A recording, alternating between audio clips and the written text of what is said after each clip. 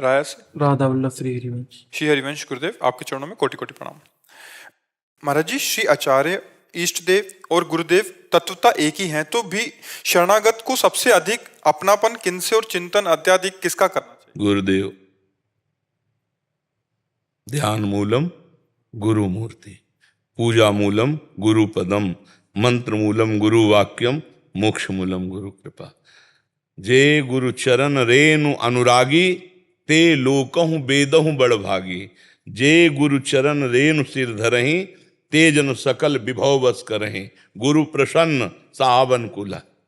गुरु प्रसन्न हो गए, इष्ट देव पीछे पीछे डोलेंगे नहीं। गुरु गोविंद दो खड़े, काके लागो पाए, आपले गोविंद देव।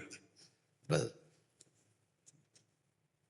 हरि रूठे गुरु शरण है और गुरु रूठे हरि नाय। अगर गुरु नाराज हो गए तो हरि नहीं लेंगे, शरणागत नहीं लेंगे। हरि नाराज हो जाए तो गुरु संभाल लेंगे। कबीरदास जी का है, गुरु रूठे हरि नाय, हरि रूठे गुरु शरण है, गुरु रूठे हरि नाय।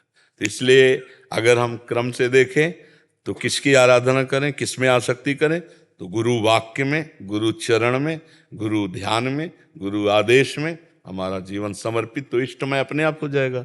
क्योंकि गुरु आचार्य वाली ही बात सब बताते हैं और आचार्य इष्ट की अधीनता वाली बात बताते हैं।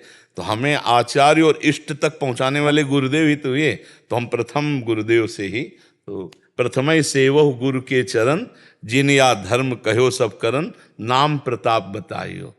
जो हरिवंश नाम अनुसरहु, निस दिन गुरु को सेवन करहु, सकल समर्पण प्राण धन, गुरु सेवा तज करें जे बान। यह अधर्म यह सब हानि, कानि न रसिकन में रहाय, गुरु गोविंद न भेद कराय, संतत सकल सुनो चितलाय, श्री हरिवंश प्रताप जस। जब गुरु उपदेश चलो यह चाल, ऐसी भक्ति करो बहुकाल, यह नौ लक्षण भक्ति के, तब हरिवंश, तब वो रसरीत, तब वो प्रेम जागृत होता है। हरि गुरु चरण सेवा अनुसरहु, अर्चन बंदन संतत करहु, दासन तन कर फल रहो, सख्य समर्पण भक्ति लहाय।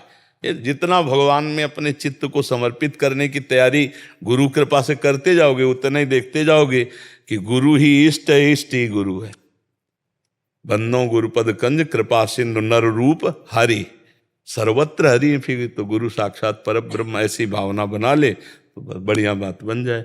हमने हरि को तो देखा नहीं, गुरु को देखा, वही हरि गुरु रूप में आए और गुरु ही हमको दृष्टि देंगे जिससे हरि को देख पाएंगे। और जब वास्तविक हरि को देखेंगे तो हरि गुरु दो नहीं मिलेंगे, एक ही मिलेंगे। नहीं, गुरु गोविंद न भेद कराए, गुरु और गोविंद में भेद नहीं।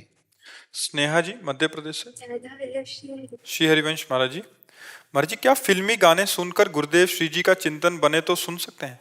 प्रारंभिक के लिए तो अनुमति है, क्योंकि किसी भी तरह प्रभु से जुड़े। जैसे पहले हम इसके बहुत कड़ुआहट होती थी कि फिल्मी गाने पे राधा नाम भी नहीं चलाना। फिर बाद में देखा कि जैसे नए नए युवक हैं तो ध्वनि में उनका राधा नाम में ज़्यादा, तो हमने कहा चलो, तो श्रृंगार के समय फिर कोई न कोई फिल्मी ध्वनि पर राधा नाम होता है। तो उसमें क्या संगीत और लुभायमान चित्त होने के लिए कि चलो तो राधा राधा तो गुनगुनाएंगे, उसी में राधा राधा गुनगुनाएंगे, तो इसलिए राजी हो गए। बकाया अंदर अगर हमारे फिल्मी गाना चल रहा है तो उसमें रजोगुण है, संसारिकता है, वो हमारे भगवान के मार्ग में बाधक है। उसकी ध्वनि पर राधा नाम चल के सुखी हो रहे हो तो एन केन प्रकारेण शास्त्र सम्मत, भाव कुभाव अनख आलसहु, नाम जपत मंगल दिशि दसहु। अब जैसे हम ऐसे गा रहे हैं राधा राधा राधा राधा, अब ये एक अलग बात हो गई। और कोई फिल्मी ध्वनि ले ली जो हमको गाना ज्यादा पसंद, उसमें ज्यादा मन लगेगा, नए साधक का ज्यादा मन लगेगा। संसारिक आदमी है ना, अब वो गुनगुना रहा है फिल्मी ध्वनि में तो उसको गाना पसंद है और उसी गाने में वो राधा नाम गा रहा है तो बहुत देर तक अंदर चलता रहेगा, वो गुनगुनाता रहेगा। ऐसा मतलब देखा गया है कि अपनी पसंद का जो कुछ हो और उसमें फिर नाम जुड़ जाए तो ज़्यादा अच्छा, ज़्यादा ध्वनि अंदर ज़्यादा देर तक चलेगा नाम। नहीं तो जब मंत्र और नाम में रुचि हो जाती है फिर ये सब हाँ, प्रारंभिक तो मानते हैं कि प्रारंभ में जैसे नौजवान लोग हैं अपना गाड़ी में लगा दिया वैसे गुनगुना रहे हैं राधा नाम उन्हीं ध्वनि पर, अच्छा है। तो किसी भी प्रकार से भगवान का नाम कान में जा रहा है ना, मन में राधा राधा आ रहा है ना, वो मंगलमय। बकाया इस ये प्रथम स्टेज के लिए स्वीकृति है, आगे के लिए फिर इसका भी निषेध है, क्योंकि रजोगुणात्मक वृत्तियां ने सीधे रोना तभी आएगा जब चित्त वृत्ति एकदम प्रभु में लगेगी। प्रारंभिक स्टेज के लिए अच्छा है। जैसे प्रारंभ में कोई पूछता है हमारा ऐसे भजन में मन नहीं लगता तो हम सत्संग चला लें टीवी में, हाँ चला लीजिए, बढ़िया प्रारंभिक स्टेज। लेकिन आगे चल करके आपको मंत्र में ही डूबना है। मंत्र तो मंत्र ही चल रहा है, फिर ये नहीं कि सत्संग हो सब। सत्संग तो सत्संग सुन रहे हैं, ध्यान पूर्वक सुन रहे हैं, और मंत्र तो फिर मंत्र जप में लगे। प्रारंभिक में कुछ छूट दी जाती है जिससे जीव का मन भगवान की तरफ आ जाए। जी अक्षय मीना जी धौलपुर से। महाराज जी आपके चरणों में कोटि कोटि प्रणाम। महाराज जी अंत केवल मृत्यु है, तो मृत्यु का अनंत कैसे प्राप्त कर सकते हैं? अंत मृत्यु है, अंत में मतलब अंत मृत्यु है। किसका अंत होता है बच्चे? सुना था हमारा जैसे लोग नहीं सुनने नहीं, हम तुमसे पूछ रहे हैं किसका अंत? हमारा शारीरिक जीवन है, अभी आए शारीरिक जीवन में मृत्यु हो जाएगी, उसके बाद हमारे कर्म ही देखे जाएंगे। हाँ तो शरीर छूटते रहेंगे, कपड़ा बदलना कोई बड़ी बात होती है क्या? ये कपड़ा बदलना है, मृत्यु कोई बड़ी बात थोड़ी है, एक स्वप्नांतर है, कपड़ा बदलना है। शरीर एक सेकंड में शरीर छूटा दूसरे शरीर में पहुंच गए। भजन कर लो कि शरीर ही न बदले, ये शरीर आखिरी हो, शरीर छूटे और भगवान को प्राप्त हो जाओ। नाम जप करो खूब भगवान का, और सच्चे उपासक बनो, अच्छे आचरण करो, अभी मृत्यु के भय से मुक्त हो जाओगे। मृत्यु का भय सबको है, कोई दिमाग ऐसा नहीं जिसमें उसका भय ना हो। और भगवान का भजन ही मृत्यु से भयभीत हुए प्राणी को निर्भय करता है। जो सभीत आवा सरनाई रखियो ताई प्राण की नहीं। और कुछ मरना नहीं होता, पंचभूत में मिल जाते हैं। अविनाशी जीव कर्म जाल लेकर के निकल जाता है, कुछ मरा नहीं। क्या मरा? ना जीवात्मा मरा, ना शरीर मरा। शरीर पंचभूतों से बना था, अपने अपने आग में जला दिया गया। वायु, जल, पृथ्वी, आकाश, अपने तत्व उसमें मिल गए, और जीवात्मा कर्म को लेकर नए शरीर में चला गया। मरना तो एक केवल भ्रम शब्द है। क्यों? मृत्यु किसकी होती है? किसी की मृत्यु नहीं होती। मृत्यु का अगर कहो तो परिवर्तन है केवल। शरीर के पंचभूत अपने परिवर्तन में चले गए, जीवात्मा कर्म के अनुसार दूसरे शरीर में चला गया, इसे आप मृत्यु कह सकते हो। भाई यही मृत्यु है। वो क्या मृत्यु है हमें बता? कुछ मरता हो तो बता। छूटता है, परिवर्तन होता है। तो नाम जप करो बच्चा। मृत्यु को जानने के लिए परमात्मा में स्थित होना पड़ेगा। अभी हम देह में स्थित हैं, भोगों में स्थित हैं। खूब नाम जप करो, नाम जप। हमारे दिमाग में बस एक बात चलती है, अगर नाम जप पकड़ लो तो संसार पर विजय प्राप्त कर लो। बातें बनाने से विजय प्राप्त नहीं कर सकते। जैसे हमने कहा ये गलत है, आप भी जानते हैं गलत है, पर समय आएगा तो आप टिक नहीं पाओगे, गलत कर दोगे। क्यों? क्योंकि भजन नहीं है। और भजन है तो जितनी जानकारी है उतना कदम सॉलिड पड़ेगा कि नहीं यार प्राण छोड़ सकते हैं, बहुत बार गलती की, अब नहीं करूंगा। जिद्द आ जाएगी आपके, भजन बल जागृत हो जाएगा। तो भजन करो, सबका सार है। अच्छा, इसमें कोई माला लेने के लिए हम नहीं कहते। अगर तुम्हारा जप संख्या के लिए तो काउंटर एक अंगुली में फंसा लो, राधा राधा राधा राधा लाखों जप लो। और हम कह रहे हैं ऐसे नहीं तो अंदर चल, राधा राधा राधा। भगवान से कह दो तुम लिखा पढ़ी करो, हम तो अर्जा जपेंगे, आपके गिन लो कितने जप के लिए। हर समय हमें जपना है तो हम क्या गिने? आप देखो, राधा राधा राधा राधा राधा राधा। ठीक है बच्चा? पूनम जी, श्री हरिवंश महाराज जी। महाराज जी मैंने मन ही मन आपको गुरु माना है। महाराज जी जब श्री जी से प्रार्थना की तो गुरु रूप में मार्गदर्शन आपसे मिला, तो आप हृदय में प्रकट हुए और मेरे मन पर हमेशा गुरु का शासन रहता है। मैं गुरु आज्ञा अनुसार भक्ति मार्ग पर चलने का पूरा प्रयास करती हूँ। अपितु प्रेम उपासना में कभी कभी महाराज जी जो नियम होते हैं पूर्ण रूप से पालन नहीं हो पाते। जैसे कि अगर नियम है कि राधा सुधा निधि और सेवकानी पाठ किया जाए, परंतु मन में ऐसा भाव आ रहा है कि 84 जी ठाकुर जी को सुनानी है, तो मैं उन्हें सुना दूं तो क्या?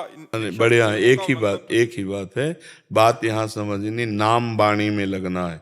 सेवक शरण सदा रहे, अनत नहीं विश्राम। वाणी श्री हरिवंश की, कह हरिवंश है नाम। सुधा निधि, 42 लीला, 84 जी, भागवत जी, गीता जी, हमें भगवान से जुड़े रहना है। अभी हमारा मन हो रहा है कि हम 84 जी सुना, तो हम 84 जी सुना रहे। हमारा मन कह रहा हम पेपर पढ़ें, तो नहीं पढ़ेंगे। गलत नहीं जाएंगे, लेकिन सही में अगर मन मांग रहा है तो हम उसको देंगे। अब मन कह रहा है कि गुलाब जामुन पाएंगे, हाँ बढ़िया बात है, हम तुम व्यवस्था करते हैं, भोग लगाते हैं श्री जी का और पावा देते हैं। भाई उसको काम लेना है, मन से काम लेना है, तो हर समय लड़ाई ही नहीं, थोड़ा मिठाई भी चाहिए उसको, थोड़ी मित्रता भी चाहिए। मन को हर, जैसे जंगली घोड़े को वश में करना कठिन है ना, ऐसे मन को वश में करना चतुराई चाहिए। कभी हाथ फेरने से काम चल जाए, कभी खवाने पियाने से काम चल जाओ, कभी थप्पड़ी आने से भी नहीं, ऐसा नहीं हो सकता, ये मैं नहीं कर सकता, भगवत मार्ग का पथिक हूं। 1000 बार वो कहे तो भी नहीं मानना, जो बात माननी वो मान। देखो मन कितना कृपालु है, सत्संग सुनाव आ रहा है, अगर वो ना लगे तो तुम वहीं से लौट जाओगे, यार कौन चक्कर में पड़े। वो साथ दे रहा है तो भजन हो रहा है, वो साथ नहीं दे तो बिल्कुल भजन नहीं हो पाएगा। इसलिए हमको उसको प्यार से लेना है, सही बात जो कह रहा है हमें सपोर्ट करना है, गलत बात कह रहा है हमें उसकी बात नहीं सुननी। जैसे पागल आदमी की बात नहीं माननी जाती, ऐसे ही पागल है मन जब गलत सलाह दे रहा हो। जब सही सलाह दे रहा हो तो जांच करो और उसको पूर्ण कर दो। और भगवत प्राप्ति के लिए बिल्कुल सत्य समझ लो। गोस्वामी तुलसीदास जी कह रहे हैं, सत्य वचन आधीनता परतीय मात समान, इतने पे हरिना मिले तुलसीदास जबान। झूठ मत बोलो, गंदे आचरण मत करो, पराई बहन बेटी या पराई पुरुषों की तरफ गंदी दृष्टि से मत देखो, और भगवान के अधीन होकर नाम जप करो, भगवान ने मिल जाए तो कहना। गोस्वामी जी कह रहे, बड़ी सरल शब्दों में पूरी भगवत प्राप्ति की बात बता दी। सत्य वचन और भगवान की अधीनता और परतीय मातु समान। अगर पुरुष शरीर है तो, और अगर स्त्री शरीर है तो पर पुरुष की तरफ काम दृष्टि से नहीं। अगर गृहस्थी में जाओ तो अपना पतिव्रत और पातिव्रत जो एक धर्म बकाया, इसके अलावा पवित्र, आज इसका कोई महत्व नहीं रह गया। लोग इतने गंदे प्रवृत्ति के होते जा रहे हैं, आप देखो ना कितना गंदगी बढ़ती चली जा रही, पशुओं जैसी। नहीं, ये मनुष्य जन्म नहीं, नहीं इसके लिए नहीं है। तो ये चीज सुधारना पड़ेगा, समाज को हमारे ये सुधार करना पड़ेगा कि धर्म पूर्वक ब्रह्मचर्य से रहो, और जब गृहस्थी में जाओ तब ऐसे बादशाह की तरह रहो, मन की इंद्रियों की गुलामी छोड़ो, भगवान का नाम आश्रय उनका बल लो। तो गुरु मानने का मतलब गुरु की बात मानना, 3 बात मान लो। भगवान के अधीन होके नाम जप करो, कभी किसी की तरफ गंदी दृष्टि से मत देखो, सत्य आचरण करो, भगवान मिल जाएंगे। ज्यादा प्रपंच थोड़ी भगवत प्राप्ति में। अब वो गंदे आचरण करता रहे और फिर सोचे कि हम 10 साल से नाम जप कर रहे हैं, तो भैया फिर बात बनने वाली नहीं है, क्योंकि गलत आचरण में तुम्हारा सारा भजन क्षीण हो रहा है। उसको रोको, पहले संयम से चलो। पशु और मनुष्य में अंतर क्या रहा यार? पशु भी 6-6, 8-8 महीना तक ब्रह्मचारी रहते हैं, नहीं रहते? और मनुष्य होकर यहाँ पशुता छाई हुई है। सबसे ज्यादा भगवत मार्ग में बाधाएं काम पहुंचाता है क्रोध, तो दूसरे नंबर पे है। जिसको पवित्र भाव से उन्नति करनी है लोक परलोक की, चाहे गृहस्थ में हो चाहे विरक्त में हो। विरक्त में हो तो पूरी ब्रख है, गृहस्थ में हो तो एक पत्नी जो तुम्हारे पाणी ग्रहण किया है। बस संयम से रहो, नाम जप करो, बढ़िया आनंद आ जाएगा। अब इस तरह पशुवत वृत्ति, गंदे आचरण, तो भगवान का भजन नहीं बनेगा, वो बकवास होगी केवल। सत्य मार्ग पर चलना, सत्य मार्ग को समझना बड़ा कठिन हो रहा है, बड़ा कठिन हो रहा है। आज तो हम धन्यवाद मानते हैं समाज का कि कम से कम शास्त्र की भाषा सुनने तो आ रहा है। ऐसे नियम वाले बनो कि विश्व का कोई भी भोग आ जाए, हम भगवान के लिए त्याग मार्ग में चलें तो त्याग से चलेंगे। सच्चे बनो, बादशाह बनो, गुलाम नहीं, इंद्रियों के गुलाम, मन के गुलाम नहीं। यार भगवान के अंश है हम लोग, समझो समझो, भगवान के अंश है। ये गुलामी, काम, क्रोध, लोभ की करके हम कितने नरक भोग चुके। अब नहीं, अब गुरु मिल गए, भगवान का मार्ग मिल गया। अब हम भगवान को प्राप्त करेंगे, सच्चे बनेंगे, अच्छे हम कह रहे भगवान ना मिले, कम से कम हम ऐसी दुर्गति तो न हो कि सुअर कुत्ता बने। मनुष्य बने तो अगला जन्म फिर मनुष्य का हो, और हम फिर साधना करें, फिर भगवान को रिझाएं। कितना सुखमय मनुष्य जीवन है। कहीं भी दर्द हो तो औषधि ले लो। पशुओं को है क्या? भूख, प्यास, गर्मी, सर्दी, बरसात, हर कष्ट सह रहे, कौन उनकी दवाई लिए घूम रहा है? मनुष्य शरीर में हर व्यवस्था है, और भजन करके हम उन्नति कर सकते हैं, वो उन्नति नहीं कर सकते। बस इतना ही समझ लो, चरित्र पवित्र रखो और नाम जप करो, अपने धर्म के अनुसार चलो। ज्यादा प्रपंच ज्ञान का लादने की जरूरत नहीं, इतने में गाड़ी पार हो जाएगी। इतना तो पता है कि गंदा आचरण क्या है, सबको पता है। अब गंदे आचरण करो, कह दो मेरा मन नहीं मानता, तो जेल भरी है इसी मन के कारण। नरक भरे इसी मन ही ने तो पहुंचा दिया जेल और नरक। इसलिए अच्छे आचरण करो, खूब नाम जप करो, और गुरु स्वरूप से भगवान सबके हृदय में बताते रहते हैं। ये गलत है, ये सही है, वही मान लो, वही गुरुदेव हैं, अंदर बैठे हैं। महाराज जी मन ही मन गुरु मान लिया तो बाहर दीक्षा आदि का औपचारिकता जो करो ना करो कोई परेशानी नहीं, हमारे अंदर बात है मानने की। हम तुमसे कह रहे हैं राधा राधा जपो, मान लिया, राधा राधा राधा कह रहे हैं, आचरण सही रखो, मान लिया, तुम शिष्य हो गया काम। कंठी बंधवाना, तिलक लगवाना और मंत्र आदि मिलना एक परंपरा है आचार्य की। अगर आप उसमें चाहते तो आगे बढ़िए, नहीं चाहते तो इतने से काम हो जाएगा। मान लिया आपने और राधा राधा जपा, सब कुछ हो गया। वो एक चरित्र में आता है कि रामानंदाचार्य जी को गुरु बनाने के लिए श्री कबीरदास सीढ़ियों में काशी के, तो उनके जब छाती पे पादुका, अरे बेटा राम राम, बोले गुरुदेव राम राम, हो गया था ना गुरु मंत्र, हो सिद्ध पुरुष हुए। तो हमें चाहिए कि गुरु वाक्य पर विश्वास करें। गुरुदेव बोले राधा राधा, ऐसे चलो, बस हो गया, हम वैसे चल रहे। अब हमारी इच्छा है कि हम गुरु परंपरागत आचार्य वंश से जो आया हुआ मंत्र है, उपदेश है, तो फिर वो भी एक परंपरा है, उसको भी धारण किए हुए हैं।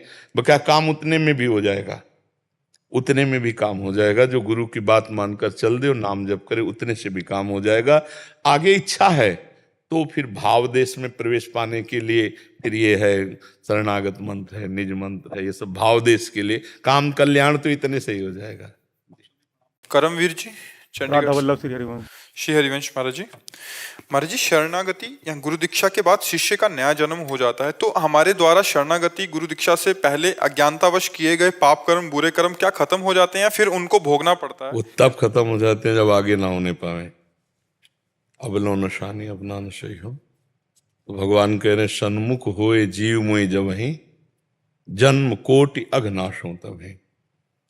संत सदगुरुदेव भगवान की ही तो शरणागति करते हैं, प्रभु की ही तो शरणागति करते हैं। भगवान के सन्मुख कर दिया तो भगवान के प्रभाव से पूर्व के सारे पाप नष्ट हो जाएंगे, तब जब आगामी पुनरावृत्ति न हो। अगर वही पुनरावृत्ति हुई तो शरणागत कहाँ हुए? शरणागत का मतलब है, जैसे गोस्वामी तुलसीदास जी कह रहे, अब लो नशानी अब ना नशे, राम कृपा भव निशा सिरानी, जागे पुण्य न रसई हो, अब लो नशानी अब ना नशई हो। पायो नाम चारु चिंतामणि, उर करते न खसई हो, अब लो नशानी अब ना नशई।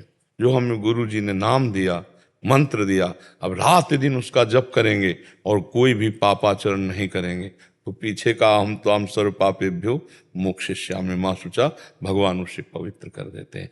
इसी जन्म के नहीं, अनेक जन्मों के जो संचित कर्म है उनका भी नाश हो जाता है। और क्रियमाण जो अब हमसे हो रहा है, बहुत संभल संभल के करें, कोई पापाचरण न हो, डरता रहे कोई हमसे धर्म विरुद्ध आचरण न हो जाए, बड़ा मंगलमय जीवन हो जाता है भगवान की शरण में, जब हम हृदय से शरण होते हैं। बाहरी बनावट तो दंभ पाखंड नाटक है, उसकी कोई चर्चा नहीं है। चर्चा तो सत्य की है कि जब हम सत्य में जुड़ते हैं तो हमारा परिवर्तन होना चाहिए, हम में कुछ ये होना चाहिए, अलगाव होना चाहिए ना। कंठी तिलक बांधे हैं, वही खा रहे हैं, वही पी रहे हैं, वही आचरण कर रहे हैं, तो फिर फायदा क्या होगा? संसार के सांसारिक पापी पुरुष से और शरणागत से अंतराय होना चाहिए। उसका बोलना, उसका बैठना, उसका देखना, उसका सुनना, उसका चलना शास्त्र सम्मत भागवतिक होगा, और वो मनमानी होगा, वो दुर्गति को प्राप्त होगा, सदगति को प्राप्त होगा। तो इसलिए बहुत सावधानी से अब लो नशानी अब ना नशई हो, तो पूर्व के पाप अहम तो हम सर्व पापेभ्यो मोक्षयिष्यामि मां शुचा, सब पापों से तुम्हें मैं बचा। और उन्हीं का बल है, अगर वो न क्षमा करें, हम भोगना शुरू कर दें तो भोगते चले जाएं, कई जन्म भोगते रहें फिर भी नहीं पार पाएंगे। क्षमा ही हमारा उपचार है, तो भगवान हमें क्षमा कर दें, हम उनकी शरण में उनका नाम जप करते हैं। भूल से पुनरावृत्ति हो जाए तो तुरंत हृदय में जलन करे, भगवान से फिर प्रार्थना करे कि आप ही संभालो, हम तो बार बार बचना चाहते हैं लेकिन गिर रहे हैं, नाथ आप संभालो। भगवान से एकांत में प्रार्थना करना चाहिए। वो सर्वंतर्यामी सर्वज्ञ सर्वत्र विराजमान प्रभु प्रार्थना सुन लेंगे तो हमको काम क्रोध आदि दोषों से बचा लेंगे। अपनी सामर्थ्य कितनी है, थोड़ा डींग हाका मुंह भरा गिर गए नहीं, हाँ, तो इसलिए भगवत शरणागति, भगवान का आश्रय, यही सबसे बड़ा बल है। और वही सब बात बना देंगे, पक्का बनाना ना होता तो घसीटे काहे को। देखो, किसी आदमी ने जब निमंत्रण दिया और बैठाला और पत्तल डाल दिया, थोड़ा विलंब हो रहा है तो ऐसा मत सोचो कि केवल पत्तल ही पड़ा रहेगा, हलवा पूड़ी भी आएगी। ऐसे ही हम संसार में भूले हुए थे, हमको घसीटा अपनी तरफ सत्संग के द्वारा, अपनी शरण में लिया, तो ये दोना पत्तल बिछा दिए, तो अब आनंद भी देंगे ना, भगवद आनंद भी देंगे। हम धैर्य धारण करें, गलत आचरणों में ना जाए। भगवान के दासों का जो रहनी है वैसे हम रहें, मनमानी आचरण ना करें। तो जहाँ साधक मनमानी आचरण करता है भ्रष्ट हो जाता है, भगवान से विमुख पहले भी था, सम्मुख होने की हवा आई कृपा की, फिर विमुख हो गया। अगर हम विमुख होने का आचरण न करें तो भगवान हमको कभी त्याग नहीं सकते। भगवान का स्वभाव नहीं, एक बार जिसे स्वीकार कर लिया उसका मंगल कर दिया। और वो ऐसे हैं कि दिखाई नहीं देते लेकिन सब में है और सबके हैं, सब समय है, सब जगह है। ऐसा दोस्त कहाँ मिलेगा? पर वो हैं अव्यक्त, भजन से उनको व्यक्त किया जाता है। जितना भजन करोगे उतने सानिध्य का अनुभव होगा कि भगवान हमारे सानिध्य में। जी महाराज जी, आपने मतलब पहले भी मेरे को कहा था नाम जप करने को, तो मैं कर रहा था, लेकिन महाराज जी जब भी मतलब कर रहा था, मैं नहीं आना, कर रहा हूं, अभी भी कर रहा हूँ, लेकिन मतलब महाराज लेकिन नहीं लगना, जैसे प्राणपन से लगा जाता है। ऐसे थोड़ी मन को परास्त करना कोई खेल है। जब तक वो, मुझे तो टेंशन होता रहता है। जो कौन सा टेंशन? खाली जगह टेंशन, भरी जगह तो टेंशन कहाँ। जैसे महाराज जी, जैसे मैं मतलब 2 साल से कोटा में तैयारी कर रहा हूँ, अभी मतलब 2 साल से नहीं हुआ, अभी 3रा साल, इस बार भी नहीं होगा तो क्या होगा? कुछ नहीं, वही एक क्षेत्र है। इसका मतलब इसके बाद शरीर छोड़ दे, या ऐसे मूर्खतावत बच्चे तो अपने शरीर का आघात कर लेते हैं। हर एक जगह हम परास्त हो गए तो क्या हमारा जीवन ही नहीं रहा? हम पढ़ाई नहीं पढ़ पाए, हम ग्रेजुएट नहीं हुए तो हमारा जीवन नहीं हुआ। तो नहीं महाराज जी, मेरा मतलब है कि नाम तब छूट जाता है, टेंशन होता है कल एग्जाम है, क्या होगा, ये होगा। टेंशन क्यों लेते हैं यार? समय से पढ़ो और भगवान का स्मरण करो, और आएगा तो पढ़ाई के अंदर ही। बच्चा अगर ब्रह्मचर्य ठीक है और आप नाम जप कर रहे हो तो एक बार सुना दिया जाए हमको तो हमारे दिमाग में टेप हो जाएगा। स्मृति ब्रह्मचर्य में वो पवित्र स्थिति है। तभी तो हम कह रहे हैं आज के जो बच्चे हैं ना, ब्रह्मचर्य का नाश करते हैं, स्मृतिहीन हो रहे हैं। अब डर लगता है परीक्षा से, परीक्षा ऐसे फेल हम कैसे हो जाएंगे? अगर हमसे चूक हुई है और हम फेल हो जाते हैं तो बर्दाश्त है, अगली बार हम फिर और पढ़ाई पढ़ेंगे, अगली बार हम और हिम्मत करेंगे। हम भगवान के अंश से हारने वाले नहीं हैं। ये बिल्कुल किसी भी बच्चा के मन में नहीं रहना चाहिए फेल हो गए तो क्या होगा, क्या हो गया, यही जिंदगी है, इतनी जिंदगी है। आप विचार करो, भगवान ज्ञान समुद्र, जब उनसे हम जुड़े हैं तो हर ज्ञान, हर व्यवस्था, कि अगर विद्यार्थी परास्त हो जाता है पढ़ने में तो जीवन नष्ट करने की नहीं सोचना। एक जीवन ऐसा जो जगत में प्रकाशित हो जाएगा। भगवान के आश्रित हो, कोई व्यापार कर लो, हम एक नौकरी कर लेंगे, अपने जीवन को थोड़ी नष्ट करेंगे। हम छोटे से छोटा कार्य कर सकते हैं और भगवान हमारे साथ है तो बड़ाई उनके हाथ में, वो बड़ा करा दे। जिसको बड़ा बना देते ना, भगवान है। मच्छर को ब्रह्मा बना दे, ब्रह्मा को मच्छर बना दे, मूर्ख को विद्वान कर दे, विद्वान को मूर्ख कर दे, एक क्षण की बात है। तो ये भरोसा तो बना रहना चाहिए ना। हर जगह फेल है लेकिन एक जगह पास है। हे भगवान, मैं आपका हूं। वो उठाएंगे, वो आपको प्रकाशित करेंगे।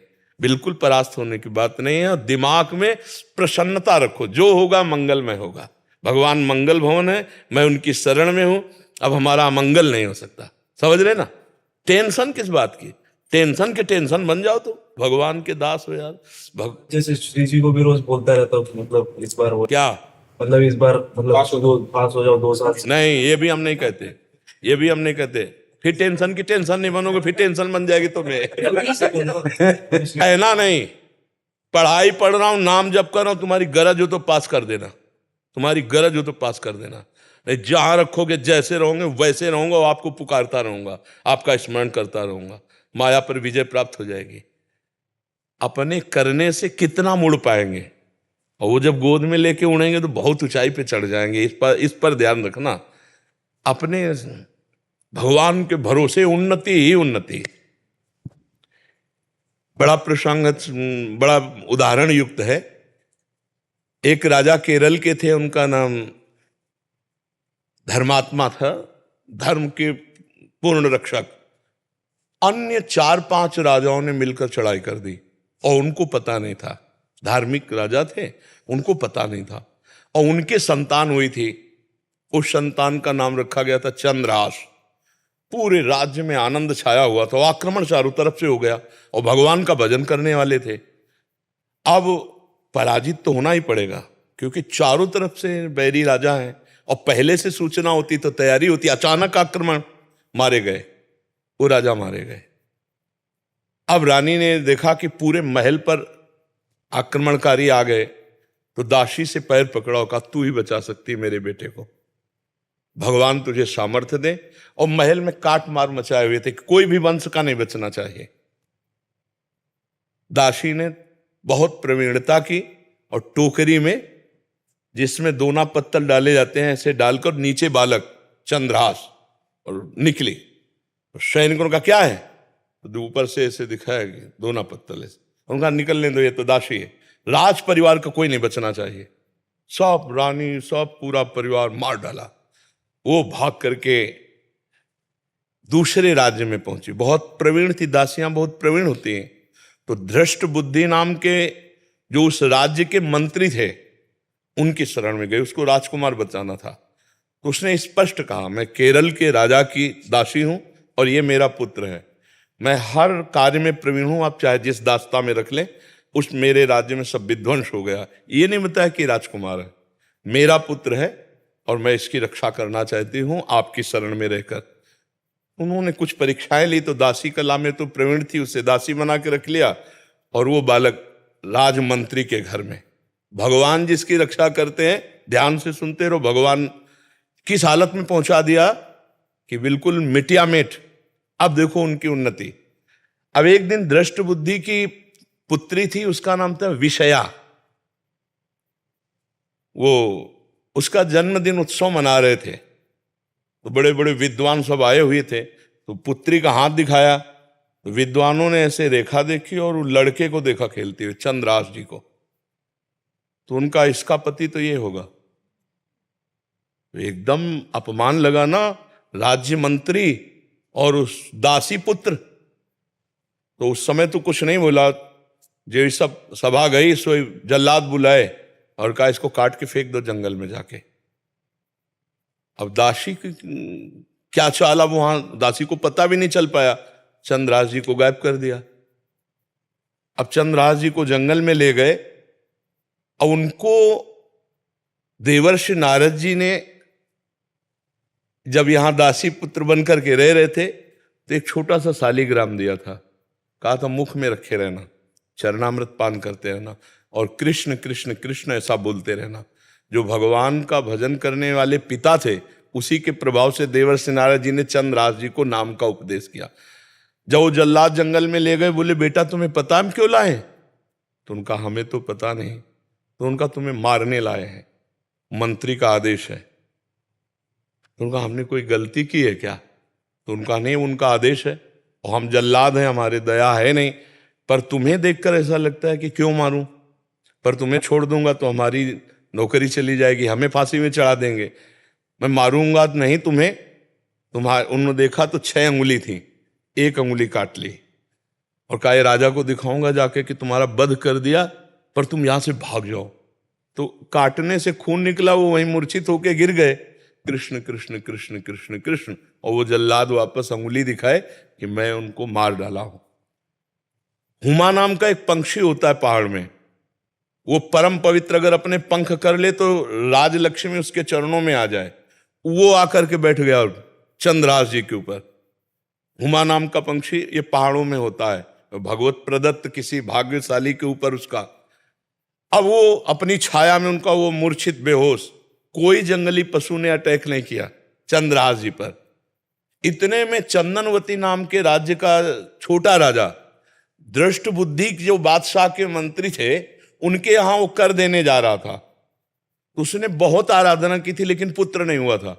तो रास्ते में दृष्टि गई कि हुमा नाम का पंक्षी किसको घेरे हुए। तो जब गए तो देखा चंद्रहास जी सुंदर राजकुमार और अंगुली कटी हुई, तुरंत पट्टी बांधी और लेकर के वापस चले गए। वहां नहीं गए कर देने, बड़ा उल्लास मनाया कि भगवान ने तो, हमने इतनी आराधना की, हमारे पुत्र नहीं हुआ, लेकिन भगवान ने पुत्र दिया, मैं इसे राजकुमार पदवी देता हूं। छोटा राजा अपने राज्य का राजकुमार बना करके पालन पोषण किया और 10 वर्ष हो गए। वो कर देने नहीं गया बादशाह के यहाँ। तो बादशाह ने दृष्ट बुद्धि से कहा, चंदनवती नगर का राजा कर देने नहीं आया, जाओ यदि वहां सम्मान पूर्वक कर दे तो ठीक है, नहीं उनका विनाश कर दो। मंत्री पूरे परिकर सहित आक्रमण किया। तो चंदनवती राजा का ऐसा वैभव था कि जब से चंद्रराज जी उनके यहाँ राजकुमार बने उनको डर ही नहीं था, क्योंकि चंद्रराज जी भगवान का भजन करने वाले। तो दृष्ट बुद्धि नजदीक आया और कहा, कर दे दो नहीं तो युद्ध करो। तो उनका वैसे युद्ध की जरूरत नहीं, पर हम तुम्हें कर नहीं देंगे, हम समर्थ राजा है। चंद्रराज जी ने इशारा किया कि विरोध नहीं। चंद्रराज जी ने कहा कि हम स्वयं कर देने के लिए तैयार हैं, आप शांत रहिए। उसकी दृष्टि में दृष्टि मिली तो उसने ये वही बालक है, क्योंकि नेत्र इसके वही है जो उनके घर में रहा था दासी पुत्र बल करके। तो चंदनवती के नरेश से कहा कि तुमने इस बालक को कहां पाया? तो उन्होंने पूरी बात सुनाई। तो उन्होंने कहा, अरे फिर तो जो प्रारब्ध है वो होके रहेगा, ये मेरी बेटी का दूल्हा, अरे इसको मैं दूल्हा नहीं बनने दूंगा। उसने कहा, मैं कर माफ करता हूं, केवल तुम एक बार बादशाह के सामने जाओ, पहले तुम नगर में जाओगे हमारे घर, वहां तुम्हारा स्वागत होगा, और इसके बाद तुम बादशाह के पास जाओगे। का स्वीकार है। राजा को मना लिया चंदनवती नरेश को कि महाराज आप चिंता मत कीजिए। और पहले था कि अगर पत्र लिख दिया जाए तो जिसके लिए लिखा जाता था, धर्म कहता था बीच में खोल के नहीं पढ़ना, उन्हीं के वध के लिए उन्हीं को पत्र लिखा। और उनके जो बेटे थे उनको लिखा कि बेटा, ये पुरुष जिसको मैं भेज रहा हूं, जाते ही विष दे दिया जाए, जाते ही भोजन में विष, हलाहल तुरंत मर जाना चाहिए। तो उन्होंने ऐसे खोस लिया मुकुट के साइड में और गए। भगवान की इच्छा, उस दिन उपवन में उन्होंने अपना घोड़ा रोका कि थोड़ी देर बाद चले जाएंगे उपवन में। और उपवन था वो राजकुमारियों का, और उसमें आई थी उनकी बेटी जिसका नाम था विषया। खेल खेल में देखा कि कोई राजकुमार ऐसे विश्राम कर रहा है मेरे राज्य में। नजदीक गई, चिट्ठी देखी, चिट्ठी निकाली, खोली, लिखा था कि जाते ही विषया विष दे देना, जाते ही विष दे देना। तो पिताजी की बुद्धि खराब हो गई, इतना सुंदर राजकुमार, इसको विष दे देंगी। उसका नाम विषया था, तो विष के आगे केवल या बनानी थी, तो काजर की रेख से जो दूब का ऐसे लेके वैसे काजर करके या बना दिया विषया। जाते कुछ बिना बेचारे, जाते ही विषया दे दें, और बस खोज दिया, चली गई। देखो भगवान का विधान। अब वो जब जगे तो वहां गए, तो जो दृष्ट बुद्धि का पुत्र था, बड़ा धर्मात्मा था, उसने आदर सत्कार, उनका पिताजी ने आपके पत्र दिया। जो पत्र देखा तो उन्होंने कहा, पंडितों को बुलाओ, तुरंत ब्याह करो। पिताजी का आदेश, जाते ही विषया दे देना। अब बेटी से ब्याह हो गया, 2-4 दिन हुए, कोई सूचना नहीं पहुंची। तो दृष्ट बुद्धि ने कहा, मामला क्या है? वो जब लौट के आए तो बड़ा पूरा नगर सजा था, उत्सव हुआ। उनका क्या उत्सव? बोले आपकी बेटी का ब्याह हो गया। किससे? बोले आपने राजकुमार भेजा था। अब उनको समझ में आया कि प्रारब्ध इतना बलवान होता है। जब घर के अंदर गए तो देखा बेटी, और तो उसने कहा तुम्हें जिंदा तो नहीं रहने दूंगा। मन में सोचा चाहे बेटी भी दवा रहे। 4 जल्लादों को बुलाया और कहा देवी के मंदिर में जाओ। और उसे कहा बेटा अब तो दामाद हो गए हो तुम, पहला पूजन हमारे यहाँ देवी का होता है, अकेले जाया जाता है। उनको भय तो था नहीं, भगवान के तो भक्त थे। बोले आप पूजन करके आओ, बहुत प्रसन्नता हुई कि आप जैसा दामाद। और अंदर से जल रहा था, और उधर 4 जल्लाद लगा दिए देवी के मंदिर में। अभी अकेले देवी के मंदिर में, और इधर जो बादशाह था, बादशाह से पंडित लोग विचार के कह रहे हैं कि इस समय यदि आप राजगद्दी पर बैठेंगे तो अकाल पड़ जाएगा, आपका विनाश हो जाएगा। इस समय कोई दूसरा तत्कालीन राजा होना चाहिए, कुछ क्षण के लिए ही चाहे। तो उनका कौन हो सकता है? तो वहां दृष्ट बुद्धि के जो बेटे थे वो वहां किसी कार्य से, उन्होंने कहा हमारे जीजा ऐसे हैं, बड़े तेजस्वी प्रतापवान, आप देखेंगे। तो उनका इसी समय लाओ। तो वो दौड़े, पूछा कि कहाँ है? बोले देवी पूजन करने के, बाहर से ही पता चला। वो दौड़ के गए और बोले देवी पूजा हम कर लेंगे, तुम जाओ, बादशाह बुला रहा है। अब ये जो मंदिर पहुंचे सो काट के फेंक दिए गए, और वो बादशाह के पास गए। बादशाह ने तत्काल ताज रख दिया। दृष्ट बुद्धि को बुलाया कि नए राजा के स्वागत के लिए आप आइए। अब वो तो बादशाह है, सामने जो ही पहुंचे तो दृष्ट बुद्धि कांप गए। इशारे से पूछा कि हमारे पुत्र कहाँ हैं? बोले देवी पूजन। अरे बोले वो तो मार डाला गया होगा। पता लगा तो मार डाला गया। तब वो जाको राखे साइया मार सके न कोई, बादशाह बना ना। अगर भगवान रक्षक हैं, भगवान जिताने वाले हैं, तो कोई परास्त नहीं कर सकता। हर विधान उल्टा होता चला जाता है। और अगर भगवान से विमुख हो तो चाहे जितनी उन्नति हो, उसका परिणाम कुछ नहीं होगा। या हम मर जाएंगे, सब छूट जाएगा। नाम भगवान का, आश्रय भगवान का, वो उठाते हैं तो उठाते चले जाते हैं ना। तो कभी भी डिस्टर्ब नहीं होना चाहिए। ये बात कभी नहीं लानी चाहिए कि मैं शरीर छोड़ दूं। किसी भी विषय में हार जाए, या किसानी में कोई व्यवधान, या पढ़ाई में, अरे हम फिर जीतेंगे यार। संघर्ष ही जीवन है। उसके लिए थोड़ी है कि जीवन ही नष्ट कर दो। तो जीवन नष्ट करने के बाद वहां कोई विश्राम स्थल थोड़ी बना है, फिर भेज दिए जाएंगे नीची योनियों में। क्या क्या कष्ट होता है। आप देखो ना, ये मुर्गा मुर्गी बकरा बकरा जीवात्मा तो लोग कैसे जिंदा भूंज रहे हैं। कितना दया खत्म हो चुकी है। जिंदा भूंज रहे हैं, खा रहे हैं, शरीर बढ़ा रहे हैं, मरेंगे, नरक जाएंगे। तो हमें कोई मनुष्य जन्म मिला है, अब इतना भजन कर लेना है कि इससे नीचे न गिरे। अगर चांस मिले तो पुनः मनुष्य बने और धर्म पूर्वक अपने राष्ट्र की सेवा करें, समाज की सेवा करें, भगवान का भजन करके जीवन पवित्र बनावें। जी।